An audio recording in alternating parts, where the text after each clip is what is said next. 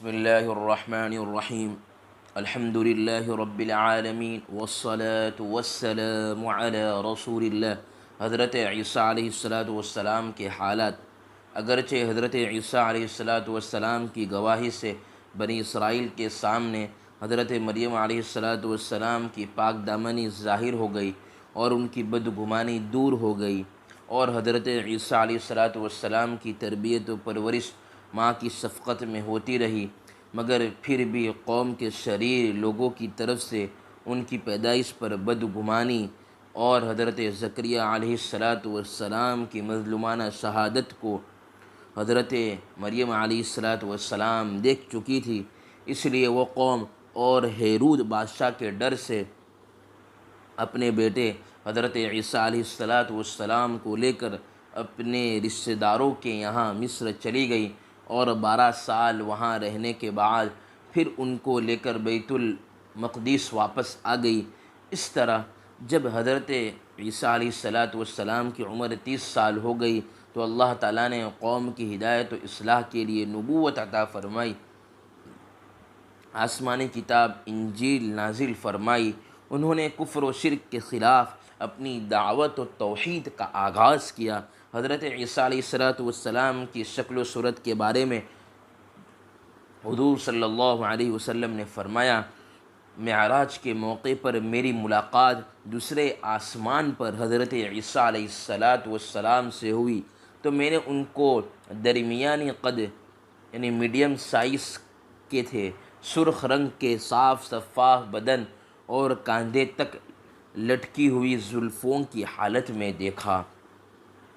ایک فرض کے بارے میں رسول اللہ صلی اللہ علیہ وسلم نے فرمایا جو کوئی نماز پڑھنا بھول گیا یا نماز کے وقت سوتا رہ گیا تو اس کا کفارہ یہ ہے، اس کی قضا یہ ہے کہ جب یاد آئے اسی وقت تک پڑھ لے۔ مطلب یہ ہے کہ اگر کسی شخص کی نماز کسی عذر کی وجہ سے، پرابلمس کی وجہ سے چھوٹ جائے یا سونے کی حالت میں نماز کا وقت گزر جائے تو بعد میں اس کی قضا پڑھنا فرض ہے۔ گھر کے کام میں ہاتھ بٹانا۔ حضرت عائشہ رضی اللہ تعالیٰ عنہ سے پوچھا گیا کہ گھر میں حضور صلی اللہ علیہ وسلم کیا کام کرتے تھے؟ حضرت عائشہ رضی اللہ تعالیٰ عنہ نے فرمایا، آپ صلی اللہ علیہ وسلم گھر کے کام میں ہاتھ بٹا دیا کرتے، اور جب نماز کا وقت ہو جاتا تو نماز کے لیے چلے جاتے۔ اپنی غلطی پر شرمندہ ہونا۔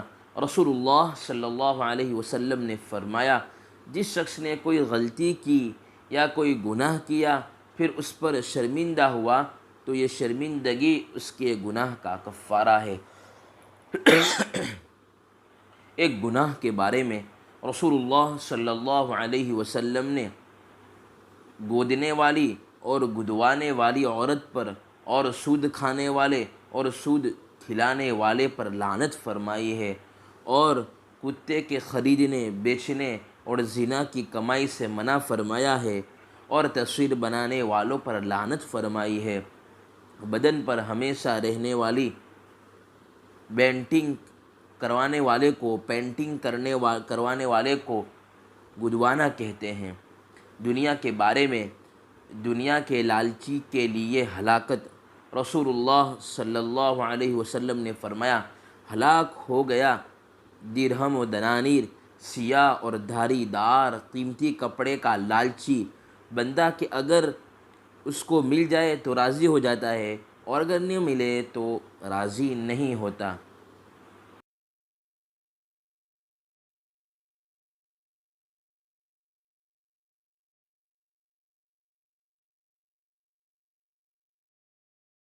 بسم اللہ الرحمن الرحیم الحمد للہ رب العالمین والصلاة والسلام علی رسول اللہ۔